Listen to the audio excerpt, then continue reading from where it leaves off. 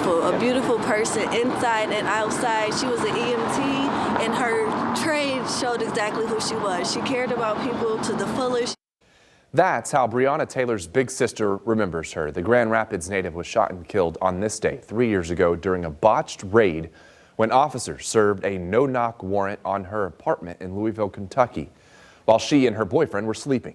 Police had been searching for any signs of alleged drug trafficking in connection to her ex.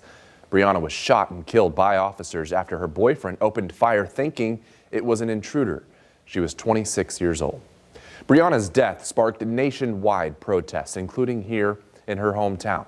Since the shooting, 4 officers involved have been federally charged in connection to the deadly raid, but so far there have been no direct charges in her death.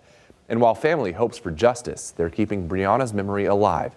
Jamie Sherrod joins us with a look at today's tribute. Jamie. Josh, today loved ones and the community came together at Rosa Parks Circle to remember the bright light that Breonna was before she was taken away from them. It never gets easy, and with it being 3 years and we still don't have any justice, it's even harder. It was on March 13, 2020, when Breonna Taylor, a young medical worker who one day hoped to be a nurse, died after being shot 6 times by police during a botched raid. All this I ask in Jesus' name. Family, friends, the community, and even law enforcement remembering the Grand Rapids native with a vigil Monday, filled with her favorite color, blue. I believe that once we start to really dig deep down inside and hold people accountable, I think that the justice and the relief will make us feel a lot better. But it's a process that's going to take time.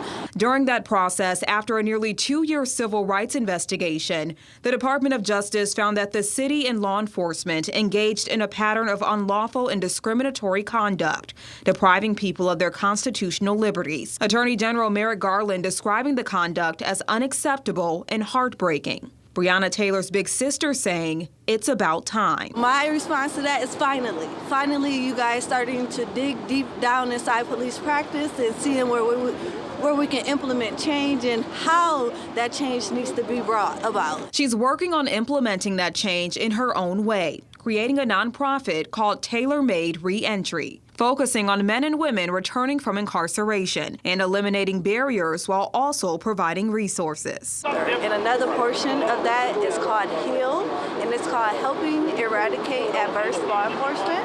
And so really what that is a national incentive that we're trying to put together in order to create a healing and mending experience between our community, our law enforcement, and those impacted by the criminal justice system. People like Percy Glover and John L. Allen, who made the trip from Genesee County to show their support. Both were formerly incarcerated, but now work with the Genesee County Sheriff's Office, showing it is possible to have positive relationships with police. So having formerly incarcerated people working at the Sheriff's Office that are working in positive roles, because traditionally when people who have bad experience with the law, they're utilized as informants or in those type of capacities. What happened to her was a tragedy, but what happened also is that it started us thinking different.